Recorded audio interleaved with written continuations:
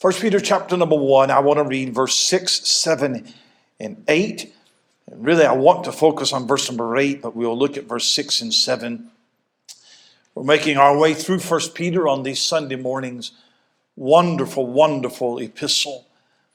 Wherein ye greatly rejoice, though now for a season, if need be, ye are in heaviness through manifold temptations, that the trial of your faith, being much more precious than of gold that perisheth, will be tried with fire, might be found unto praise and honor and glory at the appearing of Jesus Christ, whom having not seen ye love, in whom, though now ye see him not, yet believing, ye rejoice with joy unspeakable and full of glory. We know that Peter wrote this epistle sometime around AD 64, AD 65, just as Roman persecution was being thrust against the Christians in that empire. Nero had declared Christians as enemies of the state. And for hundreds of years, the official policy of the Roman Empire was that Christians must die. And so these Christians, they have been run away from their home. They have been separated from families. They've been excluded from society. They've been faced to force all kinds of tortures and persecutions. And this letter was written to the believers who were living under what history calls the first wave of persecution. There would be 10 waves, and it was very, very dark days. And I think a lot about the time that we live in right now, and how that our world has changed so much, and how that our world is changing. The Bible tells us that perilous times shall come. We just don't know what kind of peril. The Bible tells us that all that will live godly shall suffer persecution. We just don't know what that persecution looks like. The Bible tells us that in the end time that there will be a one world government, and we can see the push for globalism every day, but we just don't know what that's going to look like. And there's a fallacy in being newspaper exegetes, and that is interpreting every current event in the light of Bible prophecy. I think you're better to stick with the Bible than the newspaper. But we do see things around us that are happening, and I believe that we see signs or things that are at least a precursor to something that is coming. I strongly believe that. When I was a child growing up, the United States and the Soviet Union were in a Cold War and facing each other down. And so when prophecy preachers would preach on end time events in America, it was always in the context of the threat of Russia. That was how the world was going to come to an end. I can remember, and some of you may remember a similar thing. I can remember preachers getting up and preaching on the tribulation or something along those lines, and they would give the illustration: what if the Russians invade, and if they come in with bayonets and force you to deny Christ? What are you going to do? And it was that kind of threat that was always put out there. It had to do with Russians and bayonets and things of that nature. And it wasn't particularly persuasive to me because I didn't know any Russians. And to be honest with you, it seemed a little bit like a pretty far-fetched idea. But we have always had a tendency to interpret Bible prophecies in light of whatever is going on around us at the time. So today you don't hear much about the Russians invading. Today it would be the Chinese invading. What are we going to do if the Chinese come and invade? But I believe that we are witnessing a threat to our nation and the world right now. And it's very feasible that it could be used against us as Christians. The world has been wrestling with this pandemic for the last year and a half, and it's still going on. And the most alarming thing to me is how that governments around the world have used public health to steal away power and to take freedom away from people. We see that all over. In Australia right now, if you're keeping up with what's happening in Australia has gone full-on fascist, just as fascist as Nazi Germany was, and people cannot participate in the social structure of that country without a vaccine passport. They even have police that are firing on their own people, and it's really, really ugly over there. And I look at Australia as a testing ground for other globalists to determine how much they can take control everywhere else. Now, it would have helped if the Australians had not given up their guns, but that ship has sailed. That's not the message. And the problem, like in Australia, is that they're demanding that everyone take a vaccine in order to participate in society. To hold a job, to eat at a restaurant, to travel, to be treated like everybody else. And so their freedom is contingent upon them taking a forced vaccine, which you understand is no longer freedom. Now, our government is not yet shooting people for not taking a vaccine. We're not doing that, but they are making the same demand. And in America, there's now a new class divide between vaxxed and unvaxxed. In certain fields, there are people that are forced to take a vaccine. Some of you have had to do that as well, just to keep your job. In some cities like New York City and other places, you can't eat inside a restaurant unless you have been vaccinated or have some kind of ID. They're talking about requiring it to travel domestically. And Joe Biden has announced that, I think until November, that all foreigners coming into the United States have to prove vaccination. Unless you come across the Rio Grande River, then you're okay. So we have two classes of people. We have vaxxed and we have unvaxxed, and your government thinks that the unvaxxed should lose their freedoms and be cut off from parts of society. That's the world that we're living in. Someone asked me if I was vaccinated or if I would get vaccinated in order to keep my job. And I'm not vaccinated. To be honest with you, I'm as scared of the vaccination as I am of the virus. But I have absolutely no medical opinion as to whether you should get vaccinated or not. I support your right to make a decision for you and your family. And if you have been, I don't think badly about you. There are some people that go on an anti-vaccine rant, and they're against all vaccines, all child vaccines and everything. And we probably have some people in our church like that, and that becomes your soapbox. And I want you to know, I'm okay with you vaccinating your children. I'm okay with you not vaccinating your children. I'm okay with them being your children. All right? You do what you want to do with yours, and we did what we wanted to do with ours. I've never preached an anti-vaccine message because I'm not a doctor. And all that I would be doing is just repeating something that I read on the internet, and I don't get my sermons on the internet. So we have people in our church that have gotten vaccinated, and I fully support that, and I hope that it keeps you safe, and I'll drive you to the doctor to get the shot if you need to. I'll be glad to do that. I'm against being forced to vaccinate. That's what I'm against. I'm against the mandate. And if your government can force you to take a vaccine, then they can force you to do a whole lot of other things. Because I am for liberty more than I am for security.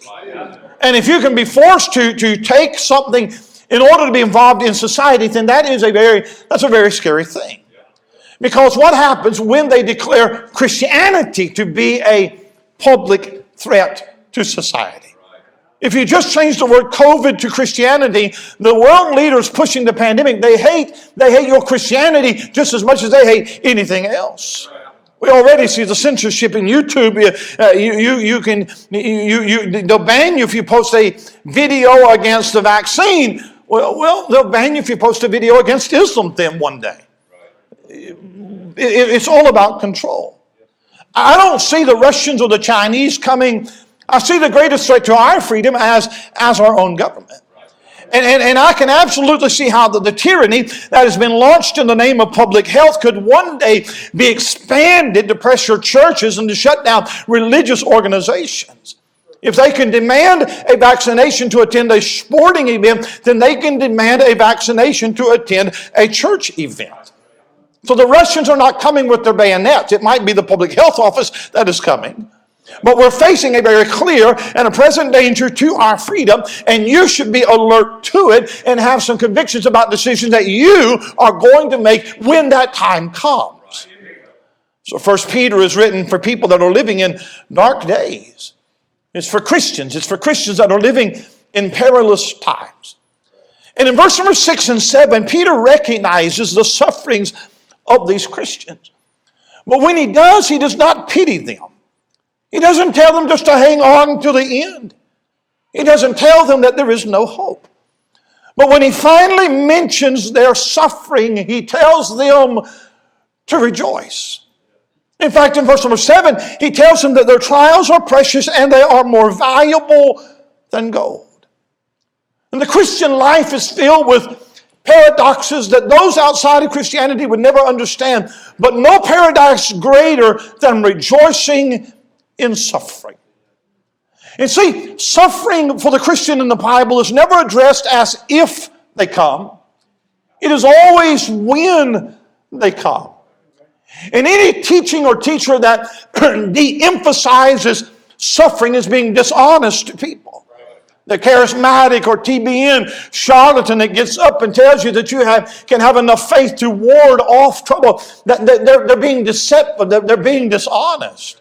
And while we don't obsess over our trials, we also do not ignore them either. We face real trials and real troubles and real tragedies. It is a part of life that we encounter. And suffering reminds us that we live in a broken world, that we have great need. And the greatest need that we have is the grace of God daily in our lives. He says in verse number 7, and I want to just go through this phrase, and I'm going to try to get to verse number 8. But there's a phrase in verse number 7 that the trial of your faith being much more precious. And 2 weeks ago when I preached that, we looked at that word precious, some things that you have that are very precious, very precious.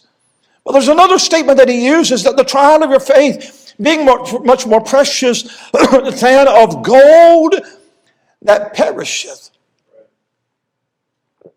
Trials more precious than gold that perisheth. Now, if I were to offer you grief or gold, I know what you would choose. If you were to offer me grief or gold, I believe I'd probably take the gold. Because we see more value in gold. But God sees more value in trials. At the time that Peter wrote, there were some metals that they were not aware of. And at the time that Peter wrote, gold was the most valuable substance or commodity that was known to man. Gold has been used as a currency for civilizations, and gold has been valued for jewelry and decorative pieces. And today, gold is used in computers and cell phones and electronics and all kinds of manufacturing uses. And so gold is very valuable. Some people buy gold as an investment. You may have an investment advisor. You may have some gold in your portfolio to helpfully hedge against inflation, whatever it might be, and gold's valuable. Right now, gold right now, if you want gold, you can buy some at about $1,750 an ounce. That's what gold is trading at right now. So gold is valuable. So what could be more valuable than gold? Well, just listen to the verses. Psalm 119 and verse 127. David said, therefore I love thy commandments above gold. Yeah, above fine gold. He said God's word is more valuable than gold. Proverbs 3 and verse 14. For the merchandise of it, wisdom, is better than the merchandise of silver, and the gain thereof than fine gold. Wisdom, more valuable than gold. Proverbs 22 and verse 1. A good name is rather to be chosen than great riches, and loving favor rather than silver and gold. So the Bible says that the Word of God, wisdom, and a good name is more valuable than gold. And I would say I agree with that. I could preach on all three of those. But you have to add into the list the Word of God, wisdom, a good name, and your trials are more valuable than gold. And it's not the trial, it is what comes out of the trial.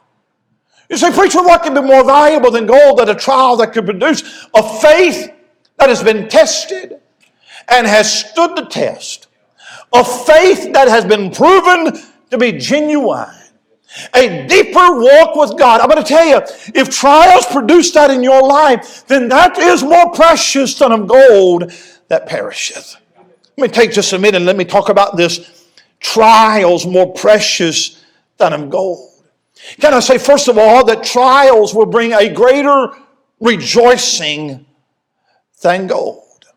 Back up to verse number 6. Wherein ye greatly rejoice, though now for a season.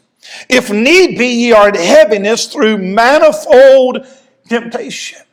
And I want you to notice that the rejoicing is not separate from the suffering. That even in manifold temptations, that even in the heaviness of heart, there is still, at that time, there is deep joy and confidence. It's as if your life is going this way, but your joy is going another way. Oceanographers, those are people who study the ocean. Oceanographers study the current of the ocean. And they will tell you that an ocean has two currents. There is a surface current and there is a deeper current. The surface current is driven mostly by the wind. Whichever the way the wind is blowing, you see the waves, you see the tide. And they say that surface current can go down about 350 feet deep. But when it goes beyond that, it's no longer driven by the wind. There's another current that's driven by how salty the water is, by the temperature of the water, other things. And they say that the current in the ocean can actually go in two different directions at the same time. So that while the surface ocean that is driven by the wind that you and I see, it is driving the water one way, that if you go down deep enough that there's another current that is actually going the opposite direction at the same time. And that's how it is with the Christian. That on the surface there are heaviness and dark clouds and dark waves that are driven by the winds of circumstances that are blowing against us. But at the same time that there is this surface current, there is underneath a whole lot different, a current of rejoicing and joy that's flowing in the opposite direction. He says in verse 6, wherein ye greatly rejoice, so now for a season, if need be. Suffering is necessary, but not just in general. Every trial from your Father is on a need-be basis. Your Father never tests you needlessly. David said, it is good for me that I have been afflicted, that I might love thy statutes. If need be, it says you never had a tear for nothing. If need be, it says that you've never faced a test that was not for you. If need be, it says that your Heavenly Father has never brought a cross into your life that was not for your good. If need be. But I love this phrase, wherein you greatly rejoice, though now for a season. You see, trials are necessary, but trials are brief. The little while, it may seem like an eternity. And even if the season is your entire life, it is still for a little while. Because the Lord promises us temporary suffering, but eternal glory, while the world gets temporary glory, but they're going to face eternal suffering. Oh, it's but for a season, I tell you, it brings a greater rejoicing. In 1839, there was an immigrant from Switzerland that moved over here, and he got Mexican and American citizenship, and he moved to California, Sacramento Valley area. His name was John Sutter. And John Sutter got a claim for 50,000 acres in that area, and he was going to build a fort and going to build a township and what have you. And at that time, Mexico owned California, which they still did, but at that time, Mexico still owned California, and eventually there was a war, and then we got stuck with it. Well, in 1848, John Sutter hired James Marshall to build him a sawmill right there on the riverbed. And so James Marshall's building this sawmill, and one day he looked down the riverbed and he saw something glittering. And he picked it up, and it looked like gold. So he took it to John Sutter, and sure enough, they had discovered gold. So they wanted to keep it quiet for themselves, obviously. But within weeks, man, word got out. Next couple of years, 300,000 people moved to California, the California gold rush. Just strike it rich, getting gold. By the way, John Sutter died almost a pauper. It didn't really work out for him. That's another story. But all these 49ers, what they call them, to come out here finding gold. And whenever they found gold, here's what they would say. They would say, Eureka, Eureka. Eureka means, I found it. I found it. In fact, there's a city out there called Eureka. That's how it was named. Eureka, California. I found it. I found it. In fact, today, the state motto for California is Eureka. Eureka. Just such joy. I mean, you're digging and you're digging and you're digging and you find this little, Eureka. I found it. I found it. But I want to tell you, there is a greater Eureka There's a greater joy. There is a greater rejoicing than finding gold. It is finding a faith strong enough to withstand the test of life. A faith that is settled, a confidence in God. Trials will bring a greater rejoicing than gold. It gives, secondly, not only that, but trials will bring a greater reward than gold. Look at verse number 7. That the trial of your faith, being much more precious than of gold that perisheth, not be tried with fire, watch this, might be found unto praise and honor and glory at the appearing of Jesus Christ.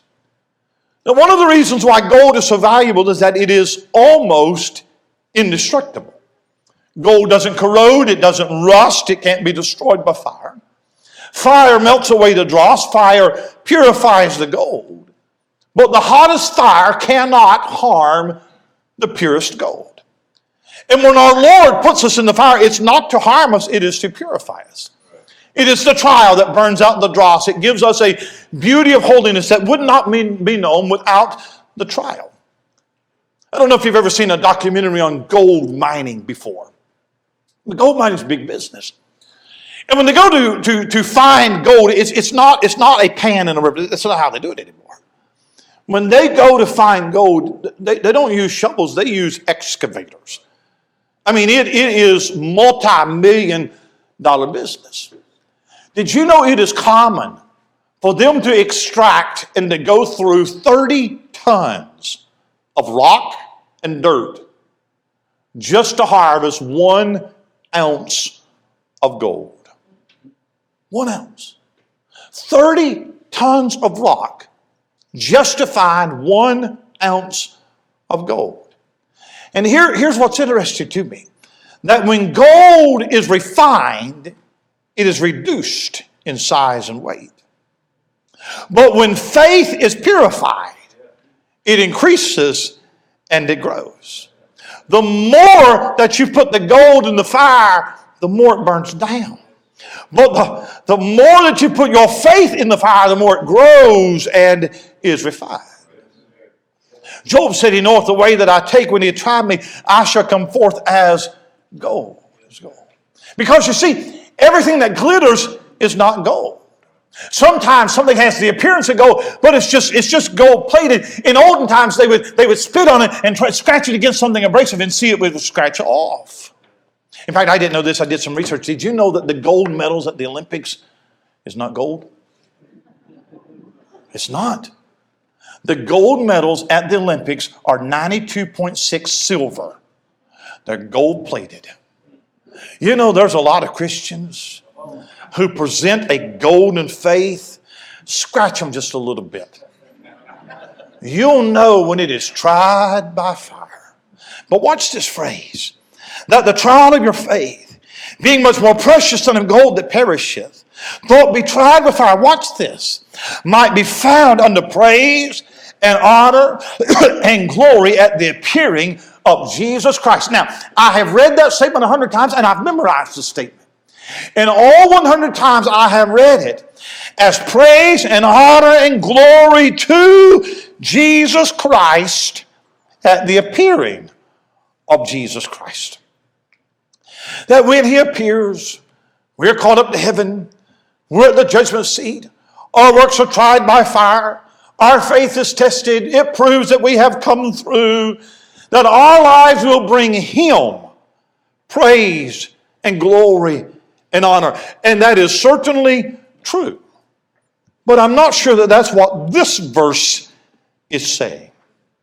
Could it be that when your faith is tried, and that when you come through with all of the trials that your Father has designed for you, could it be that God the Father will praise you for trusting him? That you are giving honor for being faithful. That you receive glory for keeping joy in the trial. You see, you won't get any of that for your gold. All of your accomplishments and all of your accumulations and all of your possessions are not going to matter in heaven. But I'll tell you what will matter in heaven will be the faith that you exhibited down here. I spoke to Brother Tony Stark yesterday. He called me. Brother Stark is very familiar to our church. He and his wife both had COVID, and both of them were in the hospital. They're both recovering. They've got a long way to go. And Brother Stark went over to Rwanda, Uganda, came back, broken body, a lot of health problems. Kept going back to Africa when he should not have been going back to Africa. Still wants to go back to Africa. And a broken body that badly screams, it's time for you to sit down.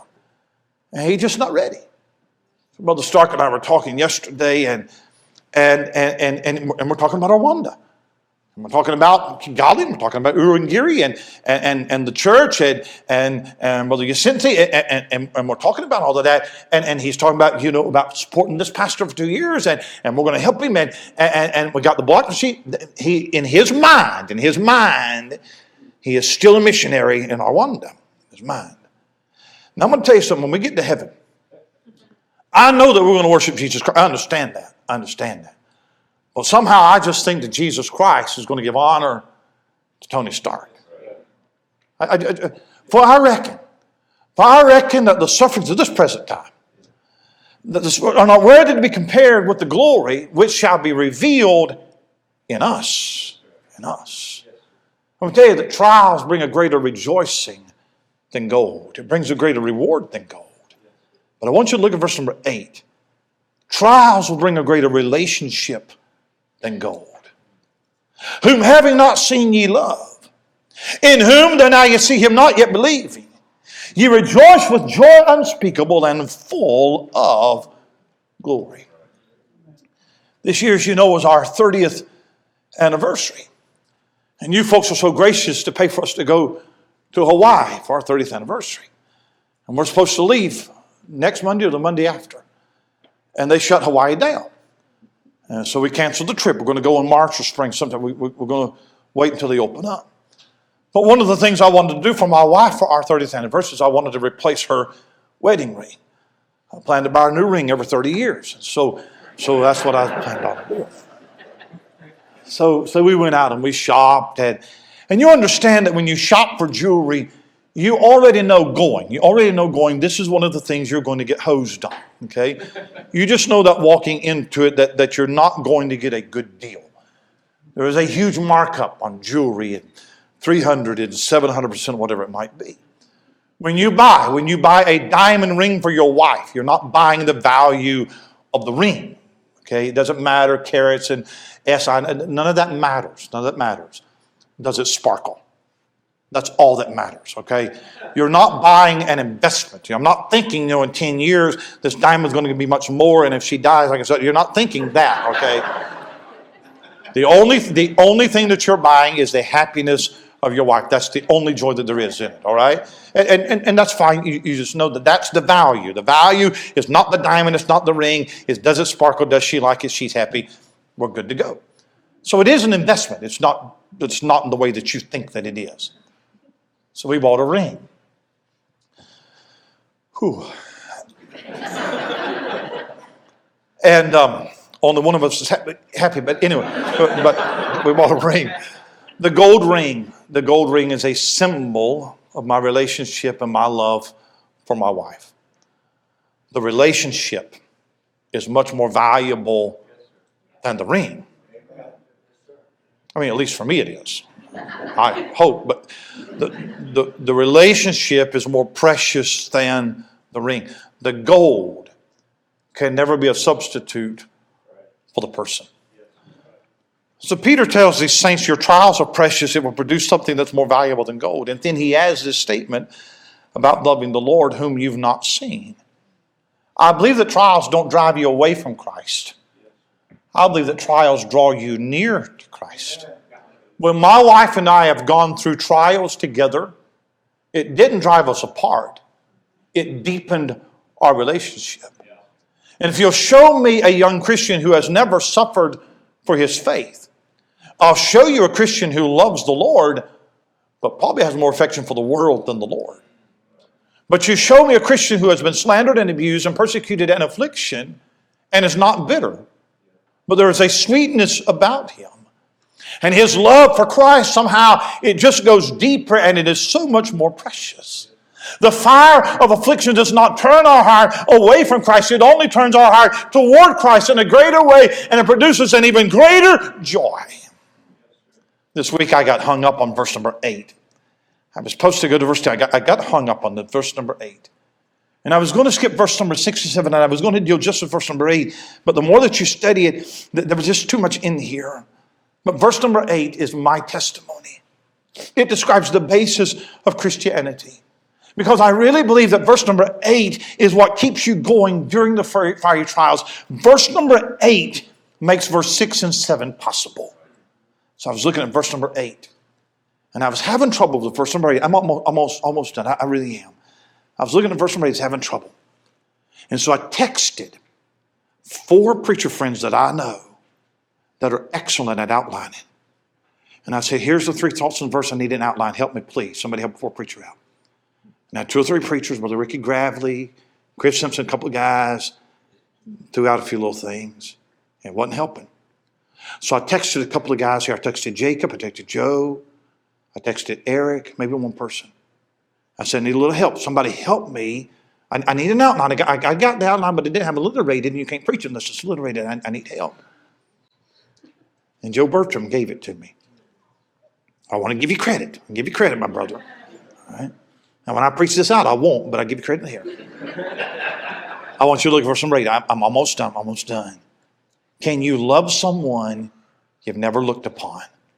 Whom having not seen, ye love. Now, the world says that there can be love at first sight, but here there is love with no sight.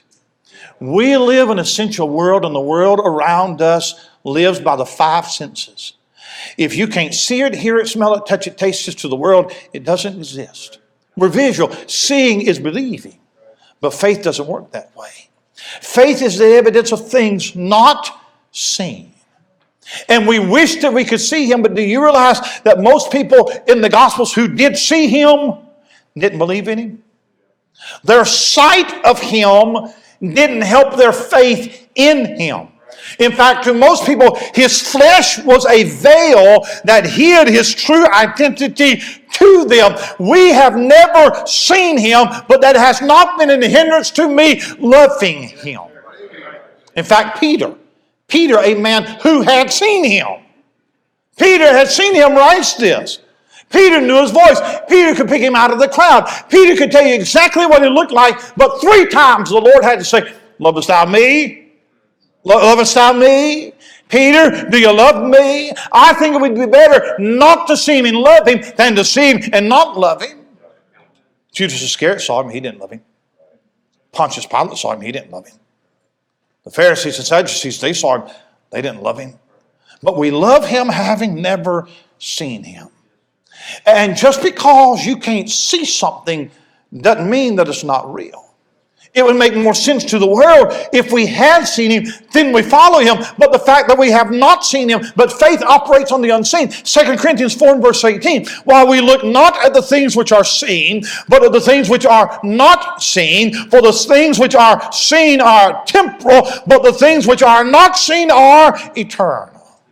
The need of my heart is not a visual representation of Jesus Christ. The need of my heart is to love the Christ that I have seen with the eyes of faith. If you were to show me a portrait of Jesus Christ that was a guaranteed authentic. I remember years ago when we built this building and we put that baptistry in there and we needed something, these baptistry rooms, I wanted some kind of little artwork, and we had a man on our church and he was going to go and do that, and he came back with a picture of Jesus. Long-haired Jesus. And he was a new Christian and he had no idea that is not what he looked like. But if you could give me a portrait of Jesus that was guaranteed authentic, this is exactly what he looked like, it would not produce any more love in my heart for him than what is already there. Huh? There are people I see all the time that I don't have a relationship with. But I do have a relationship with one whom I have never seen. Jesus could not be any more real to me than if He were to walk in the auditorium right now. And one day, I will see Him and my love will be more perfect for Him because I will be perfect. But right now, I love Him as much as my heart possibly can without seeing Him. I love someone I've never looked on. But look at the verse again. Can you love someone you've never looked upon? Can you believe something you've never beheld? Whom having not seen ye love? Watch this. In whom, though now you see Him not yet, believing. The world says that seeing is believing. The Bible says that believing is seeing. You can see something clearer with the eyes of faith than you can with the eyes of the flesh. Yeah. There have been many people that have given a report to the policeman and said it was a black man in a white car when actually it was a white man in a black car. I think that's what I saw, but optical illusions, your eyes will play a trick on you. And I'm going to tell you that the old saint of God sees heaven a whole lot clearer now than he did when he first got saved. Your eyes diminish with age. Your faith grows with age. Yeah. Oh, hold your finger right here. Go to John chapter 20. I am almost done. John chapter 20. Look at this. John chapter 20, look at verse number 24. This is Thomas.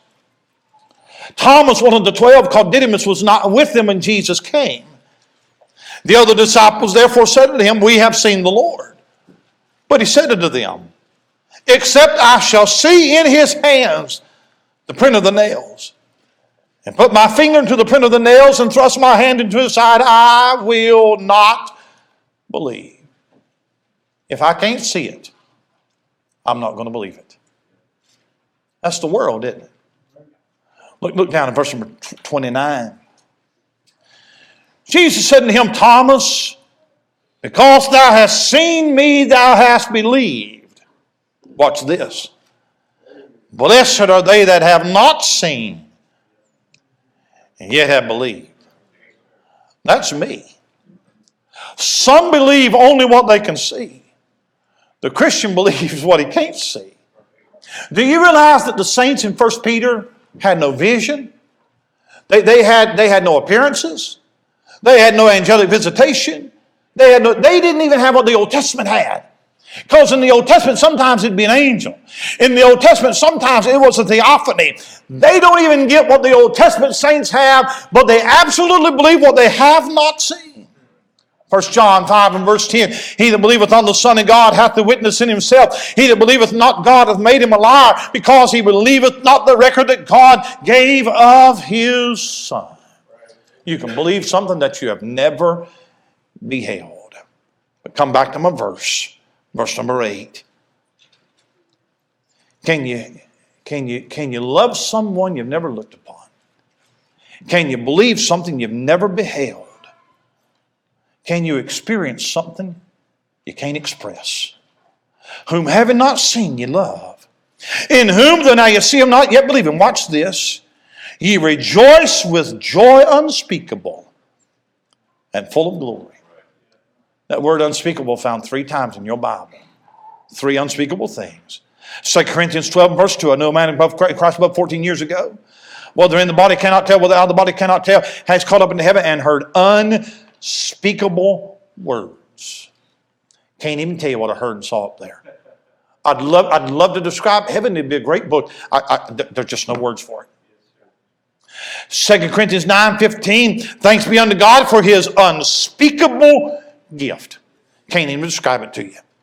Tell you about it, testify, and my words are unworthy. It is unspeakable. Third unspeakable thing, you rejoice with a joy unspeakable. So happy, can't even put it in words. So much joy, I can't even express it. You ever watch on TV where they win the sweepstakes? And a guy comes up in the van, he's got the big check, $5,000 a week for the rest of your life, knocks on the door, and the actor or the person comes to the door. Huh? You notice they never come to the door in hair rollers? Huh? Comes to the door, you've won the sweepstakes, and they're so joyful, they're so happy, they're just so excited, and he's just jumping up and down. That's the kind of joy that must be talking about. Just so happy, just so joyful, just so satisfied. I just can't tell you. Just can't express it. I told the choir Friday night, I'm almost done, really. I'm really trying to. I told the choir Friday night, we're getting ready to start practicing Christmas music here in a couple of weeks. I'm not a big Christmas music fan, not a big Christmas fan. But anyway, going to do Christmas music for everybody else. And so I got a playlist on YouTube, and there's 3 or 4 songs that I want the choir to do. There's a couple of Christmas songs. I don't like songs about ring the bells and winter wonderlands and sleigh rides. I don't like that stuff. But if it's a song about Jesus Christ, born to die, something like that, I can handle that. There's 2 Christmas songs. I've listened to probably 30 times in the last couple of days.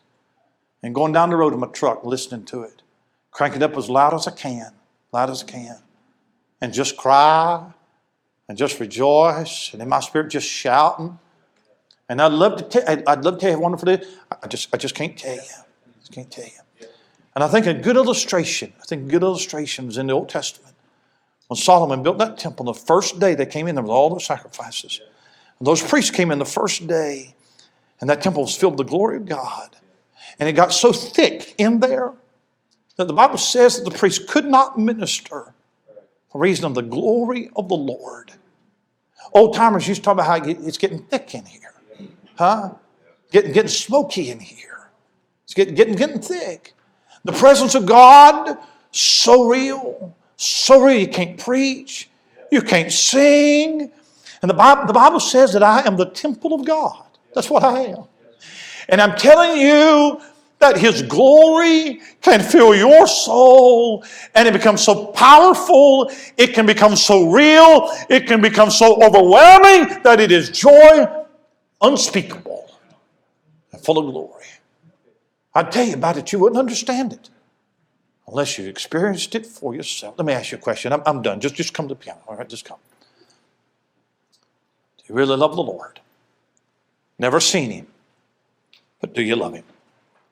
Not asking if you're saved or not, but in your heart, is there something that's more valuable to you than Him? Do you really believe? You believe He can carry you through? Do you believe He's sufficient for you? The proof of it is if there's any joy. You have any joy for coming to church? You have any joy for serving, giving? You have any joy even during the trials? I'm telling you, you've got something that is more valuable than gold. Right now, I'm done. Right now, gold is trading at $1,750 an ounce. Now, they don't measure gold in ounces like everything else. It's troy ounces, it's 12 ounces to pound. It's different. But I went over to the postage meter in the print shop this morning, and I weighed my Bible. And that Bible right there is exactly 40 ounces. 40 ounces. If that was a bar of gold, right there, a bar of gold, that'd be worth $70,000 right now. Now, if you could have a Bible or gold, which would you have? Now, I'm talking about that's your only hope of having a Bible for your life. That's it. Can't get it on the internet. No, I'm talking about you have. Here's what David said: more to be desired than gold, yea, than much fine gold. If somebody said to give you $70,000, or you can have a Bible in your life, which one's most precious? A good name is rather to be chosen than great riches, loving favor more than silver and gold. How much gold would you give to allow somebody to ruin your testimony? Would you rather be honest and true and reputable and commendable and have a good name? Or would you rather have gold? Because there's a lot of people that have sold their soul for gold. How much would you sell your name for gold? I'm telling you, for those saints to have joy and peace and love and a faith that trials cannot shake, here's what they tell you. They tell you that it's more precious than gold. I rejoice in my faith more than I do in my gold. My faith has rewarded me and enriched me more than my gold. My walk with Christ and the fact that He is real to me and my love to Him, it is more valuable to me than gold.